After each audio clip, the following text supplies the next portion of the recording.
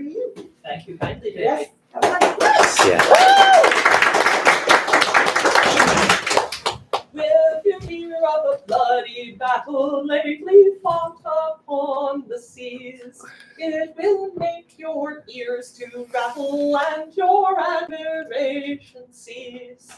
Will you hear of Teach the Rover and his knavery on the main?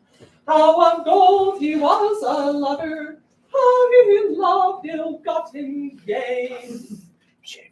When the acts of grace appeared, Captain Teach with all his men unto Carolina steered, where they used him kindly then. There he married to a lady and gave her 500 pounds. But to her he proved unsteady, for he soon marched off that ground, and returned, as I tell you, to his knavery as before, burning sinking ships of value, filling them with purple gore. When he was in Carolina, there the governor did send to the governor of Virginia that he might assistance lend. So the governor of Virginia 2 small sloops he fitted out. 50 men he put on board, sir, who resolved to see it out. Lieutenant Maynard he commanded both the sloops, and you shall hear how before he landed he suppressed them without fear. Valiant Maynard, as he sailed, soon the pirate did espy. One another then they hailed, and to him they made reply. Captain Teach is our commander. Maynard said, that is the man whom I am resolved to hang, sir. Let him do the best he can. Teach replied unto Maynard, you no quarter here shall see, but be hanged at the main yard, you and all your company. Maynard said, I none desire of such knaves as thee and thine. None you'll get, Teach replied, my boys give me a glass of wine. He took it up and drank damnation unto Maynard and his crew, to himself and generation, then the glass away he threw. Brave Maynard was resolved to have him, though he'd cannons 9 or 10. Teach a broadside quickly gave him, killing 15 valiant men. Maynard boarded him, and to it they fell with sword and pistol too. They had courage and did show it, killing most of the pirates' crew. Teach and Maynard on the quarter fought it out most manfully. Maynard's sword did make Teach shorter, losing his head he there did die. When the bloody fight was over, we're informed by a letter writ, Teach's head was made the cover to the jackstaff of the ship. Thus they sailed to Virginia, and when they the story told, how they'd killed the pirates many, made applause from young and old. Yay. Very gory, very gory. So yes, that possibly was the work of Benjamin Franklin. Whoa. There wasn't a name on this when it was published, and he would have been about 12 or 13 at the time. In November of 1718, Blackbeard met his end at Ocracoke Inlet, and very shortly afterwards, that was published in Boston. I learned it from the singing of Ellington. Wow. And it is Stuart Frank's book of pirate songs, which if you like pirates and you like songs, I recommend as a resource. What have I got next? Oh, yeah.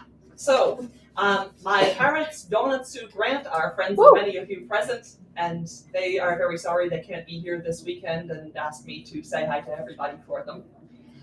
Mom is a talented songwriter and also a marine biologist. Dr. Professor Susan T. Grant has written many good songs and has a family background which has connection to maritime history that she wrote a song about eventually, which I like very much and I'll do for you now. She calls it the Salvage Diver's Song. This is to the tune of the song about coal mining. Mom used the tune and some of the words, but most of them are Mom's. And it's about the adventures of her older brother, Nick Tracy, in the early 1950s. One of his first jobs as a young man was as a salvage diver, and scuba had been invented, but just barely at that point, I believe. He was not a scuba diver. He was wearing a hard hat, full body suit where you're connected to a hose, where your tender is above the water with a machine to crank the air down the tube to you to make sure you don't perish. If any of you have read the Tintin comics where they go looking for Red Rapids treasure and Tintin is walking around the seabed in a giant suit with weighted boots and a giant head dome, or if you've seen The Terror, they use a diving suit like that in The Terror. What should I explain before I do this? Okay. Sadly, one of the main ways that you can make a living as a salvage diver, or at least this was true in the 1950s, was by doing body recovery. And Nick had to do a case in Webster Lake in central Mass. And the song describes something called mowing the lawn that it doesn't really have time to go into, but it's looking for something or someone on the bed of the lake by doing what you do mowing along, going along, and then right back along the side of your route, and then back and forth and back and forth and back until theoretically you've trod every single bit of the bottom you can get to. So being real thorough. I'll give you the chorus first because it's a catchy one. Underneath the surface, underneath the sea, where no sun or moonshine ever there can be. It's little of the land I know, and I care less for its ways. For underneath the surface I spend my working days. I am a salvage diver, I work underneath the sea. And whether the job is big or small, it's all the same to me. I've got my tender up on deck to feed me down the air, as I work beneath the water to find what's lost down there. Underneath the surface, underneath the sea, where no sun or moonshine ever there can be. It's little of the land I know, and I care less for its ways. For underneath the surface I spend my working days. I've worked in Boston Harbor, I've been underneath the docks. I've been on dives in Gloucester that were too close to the rocks. I've dived for gold off Chatham bars and out by Highland Light. I know where they walk divers and where the pay is right. Underneath the surface, underneath the sea, where no sun or moonshine ever there could be. It's little of the land I know, and I care less for its ways. For underneath the surface I spend my working days. I was underneath Long Wharf once doing a repair, when a guy took off the feeder hose that sends me down my air. I thought the end had come for me as everything went black, until my tender noticed it and put the air hose back. Underneath the surface, underneath the sea, where no sun and moonshine ever there could be. It's little of the land I know, I care less for its ways. For underneath the surface I spend my working days. I dove one day in Webster Lake to find a man who'd drowned. He fell out of his rowboat and his waders dragged him down.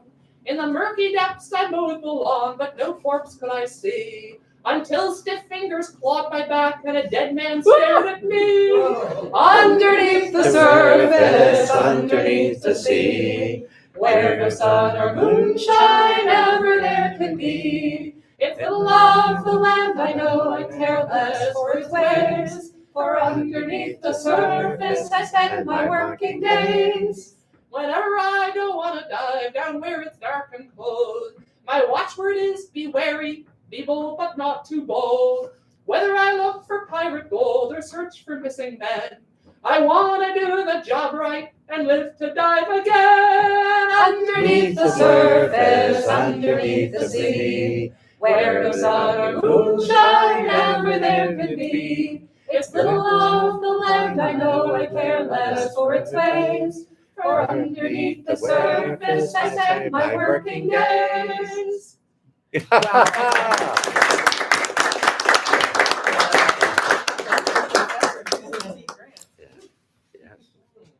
Wow. So I spend far too much time online, and one of the rewards is that sometimes I benefit from the brilliance and expertise of total strangers.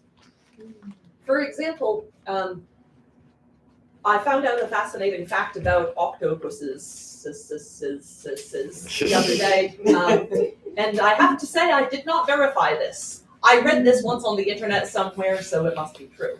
It's also a fact too good to check. Somebody says, in fact, not just anybody, someone with the online handle on Tumblr of Lake Vida is the author of this post and this poem. They say, so I learned recently that octopuses can only handle meals of a given size safely because their digestive tract goes right through the middle of their brain, which is shaped like a donut. So if they have too big a snack, they can perish from snack too big. And I found that so frightening that I struggled with it for a long time, and I finally wrote this prayer, which I say every night in order to reassure myself. Now I lay me down to sleep. I pray the Lord my soul to keep, and hope my brain does not explode from lunch or dinner overload. But if I die from eating good, I know the haters wish they could. And every night I thank my God I was not born an octopod.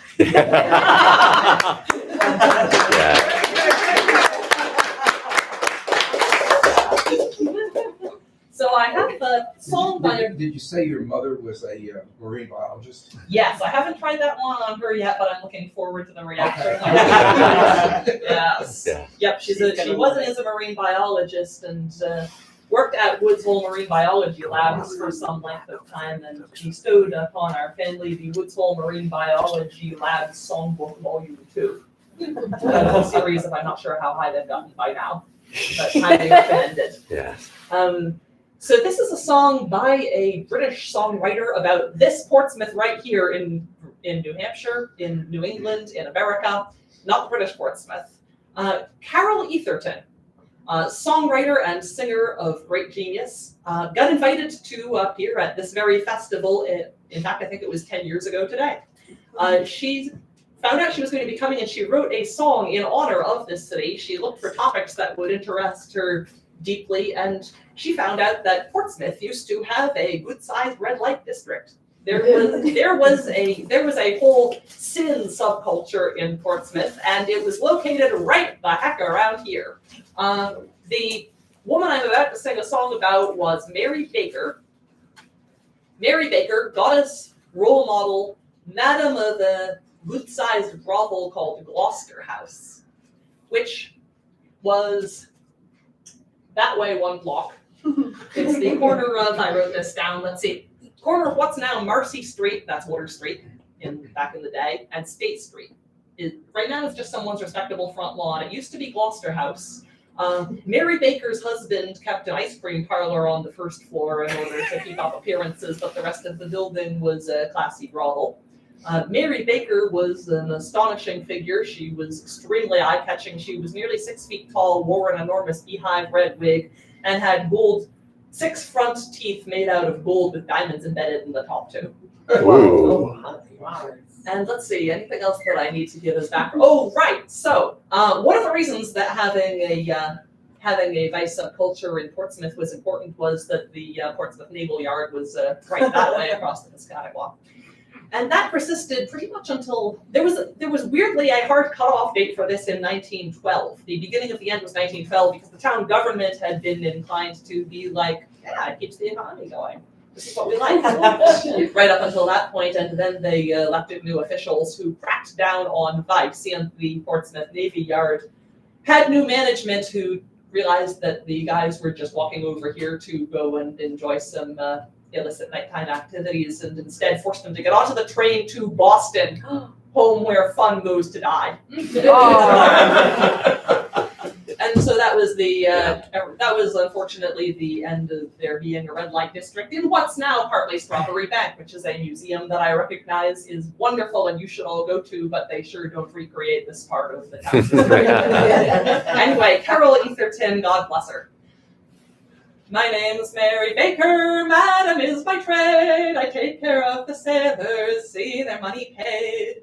Pretty girls, I hire 'em all the while with the red and rosy cheeks and the sparkling smiles. Portsmouth Town, you'll always find your pleasure here in Portsmouth Town. Portsmouth Town, the girls are ever finer than in Portsmouth Town. Across the Piscataqua there come some girls to buy, with money in their pockets and a twinkle in their eye. At Gloucester House we treat 'em mighty fine, strip 'em of their money, send 'em back to the line. Portsmouth Town, you'll always find your pleasure here in Portsmouth Town. Portsmouth Town, the girls are never finer than in Portsmouth Town. Come on, girls, the fleet's in view. Put on your silken stockings and your high-heeled shoes. Long lace dresses, fine curled hair, and we'll go parading in my carriage and pair. Portsmouth Town, you'll always find your pleasure here in Portsmouth Town. Portsmouth Town, the girls are ever finer than in Portsmouth Town. With my big red wig and jewels in my teeth, I'm the finest of the madams here in Water Street. Velvet waistcoat, furs, and fancy hat, Mary Baker is the best, no doubt about that.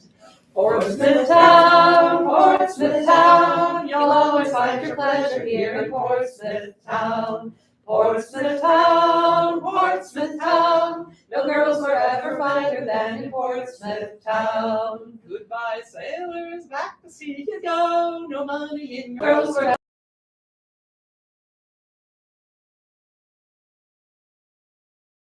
in Portsmouth Town. Well sung. Great song.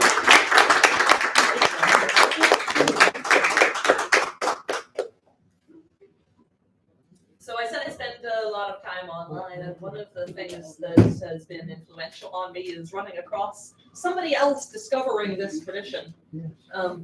That when a sub goes missing in the U.S. submarine service, at least, they're considered to be still on patrol. That's the term for it. On eternal patrol, I've often also heard. And seeing the reactions to this of one person saying, that's the creepiest thing I've ever heard, and another person saying, no, that's beautiful. And another person describing a relative of theirs doing the broadcast that's mentioned in the song I'm about to sing.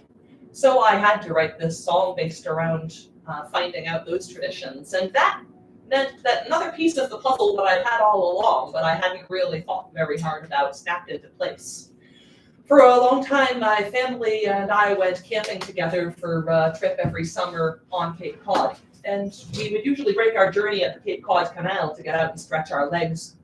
If you get off on the mainland side of the canal and walk a little way along the rail trail, which I recommend you do anyway because it's pretty, there is at one of the main rest stops a big memorial that says "Still on Patrol" with the names of people who have been in the U.S. Submarine service in the Second World War.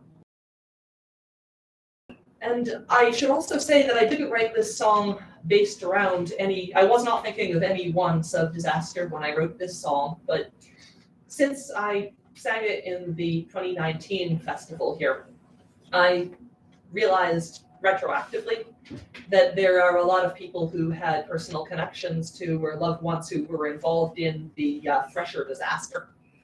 And talking with people about that has been illuminating for me, so thank you. It may be news to you, I know it was to me. No U.S. submarine is ever lost at sea.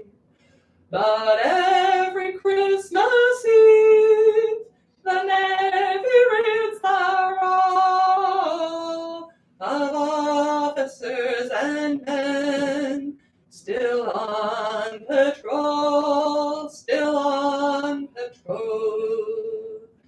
Deeper we'll go, still on patrol. Down canyons of the seabed that never see the light, we gather round the radio on this December night, listening to the static great wells overhead and things deep below us that only fear the dead, still on patrol. Deeper we'll go, still on patrol. A warm voice calls out through static and through noise, we're thinking of you here at home, so Merry Christmas, boys. We weep and hug each other, we laugh with joy to hear the living recall us year after year, still on patrol. Deeper we'll go, still on patrol. Our mission isn't done, and none of us can sleep. There are things deep below the deep. The living could not face, the living did not know.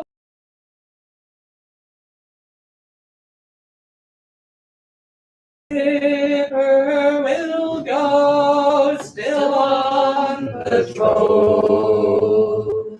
Deeper we'll go, still on patrol. Wow.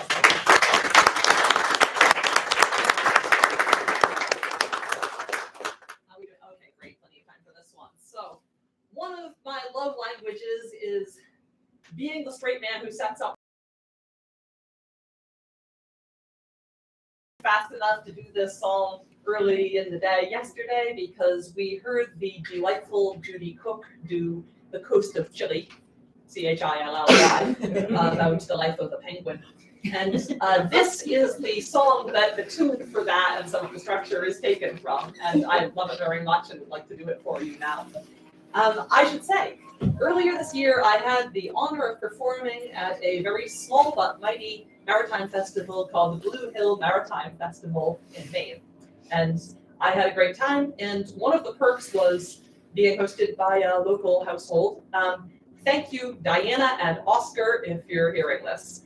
They are a local couple who fed me, housed me, and gave me an escort to the place of performance, and they were lovely. And Oscar is a university professor who was frantically grading papers the entire time I was there, but took moments out to hang out a little bit and make friends. And Diana is a retired diplomat, and we had a great conversation about all of that.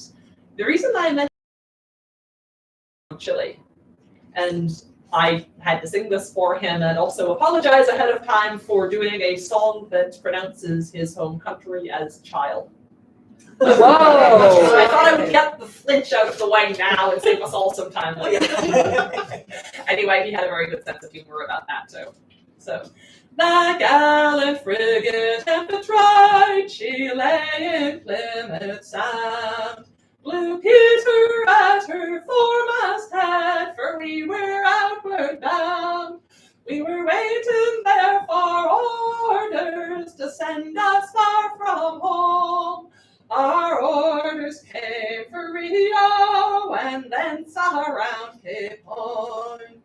When we arrived in Rio, we prepared for heavy gales. We bent on all new rigging, boys, and likewise all new sails. From ship to ship they and they wished us pleasant weather in rounding of Cape Horn. When beating through Magellan Straits, it blew exceeding hard. In shortening sail to gallant tars fell from a topsail yard. By angry seas the ropes we threw from their poor hands was torn, and we had to leave them to the sharks that prowl around Cape Horn. But when we were round the Horn, me boys, we had some glorious days. And very soon our keel dropped in Valparaiso Bay. Those pretty girls come down in flocks. I saw them, they declare they are far before our Plymouth girls with their dark and curling hair. And they love a jolly sailor when he spends his money free. They'll laugh and sing and merry, merry be, and have a jovial spree. And when the money is all gone, they won't on you impose. They are far before our Plymouth girls, who will steal and pawn your clothes. So farewell to Valparaiso, and farewell for a while. And likewise to them Spanish girls on the coast of Chile. If ever I live to be paid off, I'll sit and sing this song. God bless the Spanish girls we left around Cape Horn.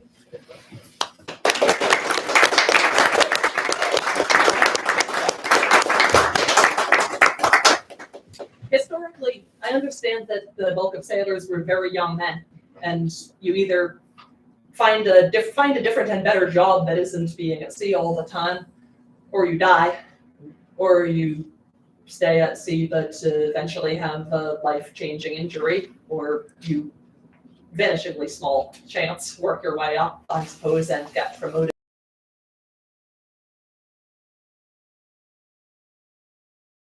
I like to think about an ancient sailor man living out the end of his life happily back in New England, maybe, and thinking about this one girl who he still has special feelings for all those decades later, over on the other side of 2 continents. So I've been mostly singing about male sailors. I am going to read you the exact wording of a headline that appeared in The Advocate in 2017 about an event that had taken place some years earlier in 2006. And the headline was, "Russian lesbian tells inspiring tale of escape by boat with Canadian lover." Wow. Whoa. And I knew in my heart that one day I would write the song, and now I have. Sadly, I finished this just too late to be on the CD, but it will be on the next one.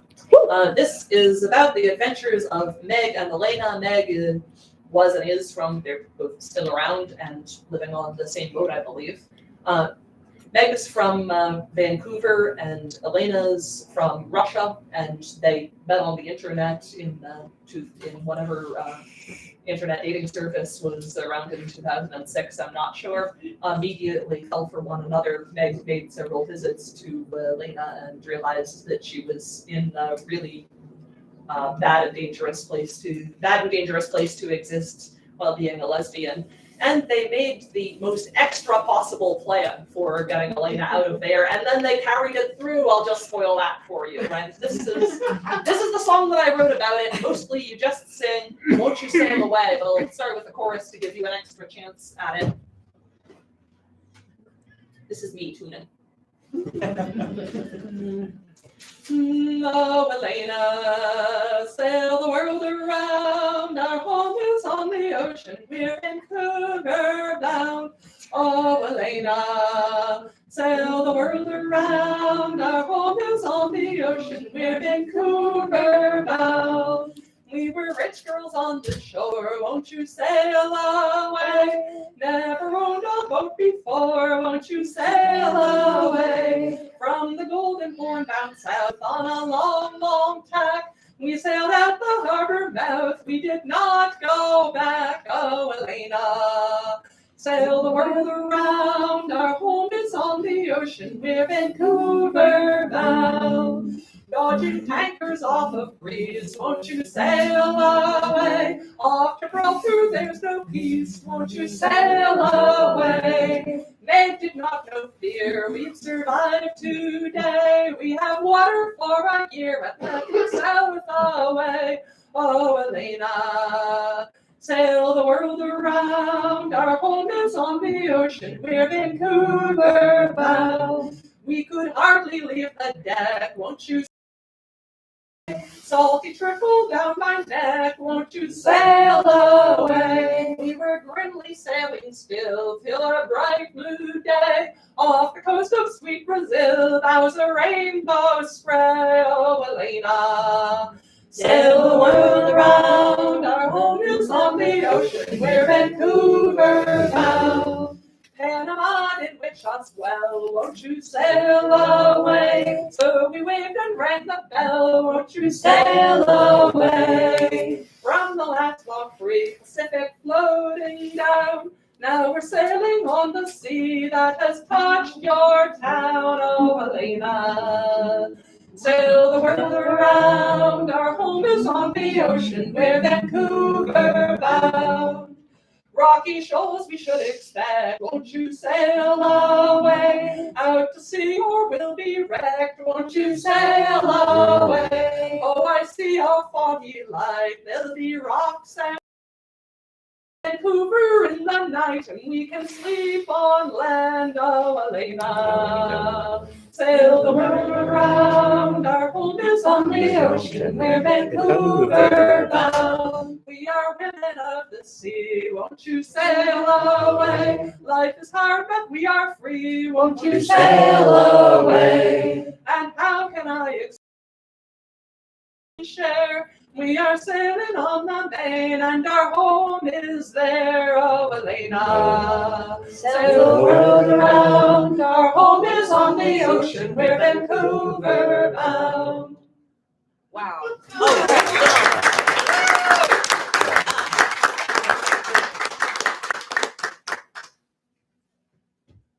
Okay, so this is the story of an extremely brave man. We're spending a lot of time in the Carolinas. This is the ballad of Robert Smalls. Born into slavery in Charleston, South Carolina. And as a young man, he was made to be a harbor pilot in Charleston, which made him extremely useful to the Confederacy at sea. And he was the pilot and crew member on board gunboat, which had been taken from the Union at one point and still had a full complement of cannons on board. The Planter was the name of the boat. And in May of 1862, Robert Smalls and his fellow enslaved crewmen pulled off a move that was extremely life-threatening, and it was the boat equivalent of getting through a forbidden zone by wearing a high-visibility vest and holding a clipboard and walking along with a preoccupied expression, not making eye contact with anybody. Yeah. Let's see, anything else that I need to explain about this in advance? Well, I want to name check his wife. Hannah, maiden name Jones, was his wife.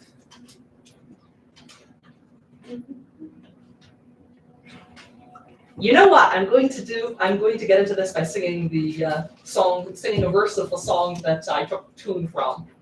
Then our captain's eyes did glisten, and his face grew pale with rage. And a voice like thunder to the rebel commander said, "My crew is brave and loyal, and by me they will stand.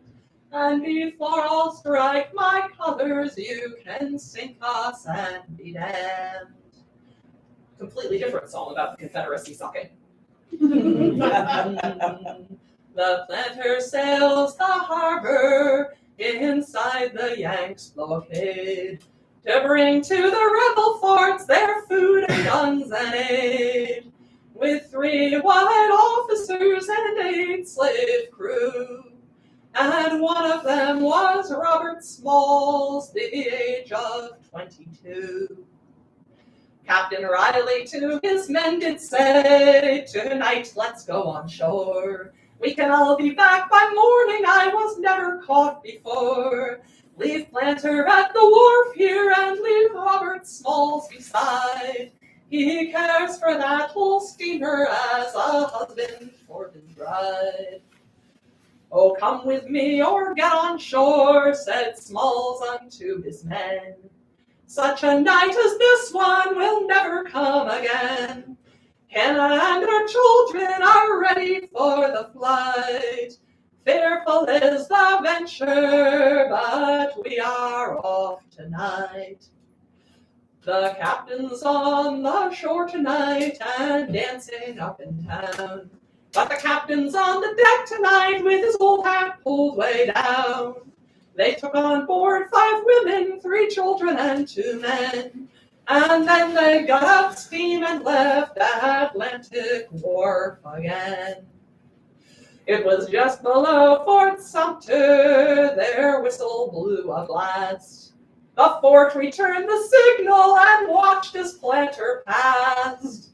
The aide camp at Sumter, who stood and let them go, would say at his court-martial, "I to know." He only had till 5 a.m. when night would start to fade, with Planter steaming straight out for the Yankee blockade. The crew of U.S. Onward could see just enough to tell she was flying the palmetto and rebel flag as well. Young Nichols brought a spyglass and he saw their colors fly. She's come out past the fortress and there is no reason why. And now their palmetto and rebel flags both fall. What are the rebels playing at? Up with your gun port. But now the sun was rising as the planters still came on, and Hannah waved a bedsheet that shone white in the dawn. She shook her fist behind her at the city they had fled, and Robert Smalls waved his old hat 3 times above his head. "Good morning, sir, good morning," Robert Smalls did say. "We brought some Yankee guns today. We've brought our wives and families and neighbors likewise. Now take us to Port Royal, for the Planter is our prize." Wow. Hey, hey. How are we doing on time? We've got about 4 minutes. Oh, sweet. Exactly the length of time I want to do this song. May I please invite Haley Fisher and Nicole Horahan to the stage. Woohoo! I am delighted to have your Nicole and Haley. We're on the album where we recorded this song, and we are the blunt instrument chorus, as we are. We are going to do for you a song called The Wreckers. This is about that little town that everybody's heard of, but everybody thinks of a different town when you say this. Where back in the day they used to light false lights so that ships would run aground there, and then the locals go out and do the shopping with a club in one hand and a shopping bag in the other. Blunt instruments. Blunt instruments, exactly. Thank you very much indeed.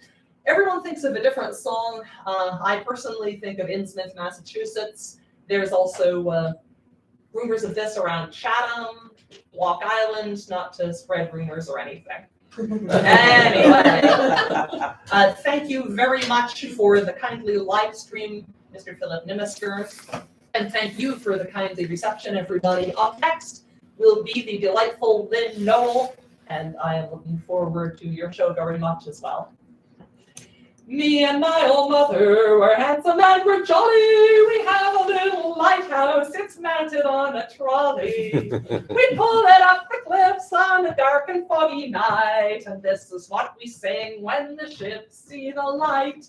Bring us tea and coffee, spars and nails and cable. Bring us ducks and chickens, Sally lay the table. Bring us wine and brandy, meant for Boston docks. Bring us rum and gin, and we'll drink it on the rocks. Reverend Gilman preaches, stick out to thy neighbors. Thou shalt not kill, thou shalt not steal, don't covet what's thy neighbor's. There's been a wreck on Devil Reef. The preacher pulled a knife and said how sad that ship went down with total loss of life. Bring us tea and coffee, spars and nails and cable. Bring us ducks and chickens, Sally lay the table. Bring us wine and brandy, meant for Boston docks. Bring us rum and gin, and we'll drink it on the rocks. Mrs. Marsh was clubbing sailors in the breakers fierce and foamy when she heard a drowning victim crying, "Mother, don't you know me? It's me, your son, who went to sea." She broke his skinny neck and said, "A son is just a son, you know, a wreck's a wreck." Bring us tea and coffee, spars and nails and cable. Bring us ducks and chickens, Sally lay the table. Bring us wine and brandy, meant for Boston docks. Bring us rum and gin, and we'll drink it on the rocks. Gold and precious jewels I find among the boulders. Rings for all my brothers, gold bracelets to their shoulders. Crowns for me and mother in quaint and ancient forms. And gold I throw all in the deep, oh send more fog and storms. Bring us tea and coffee, spars and nails and cable. Bring us ducks and chickens, Sally lay the table. Bring us wine and brandy, meant for Boston docks. Bring us rum and gin, and we'll drink it on the rocks.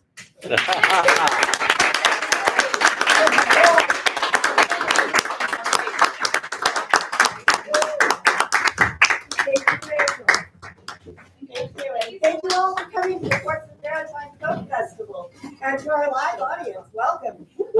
We are a volunteer, all of the board is volunteer, all of our volunteers that help make this festival go. And this festival runs on donations from you. So on your way out, if you will visit our blue bucket and contribute, we would greatly appreciate it so we can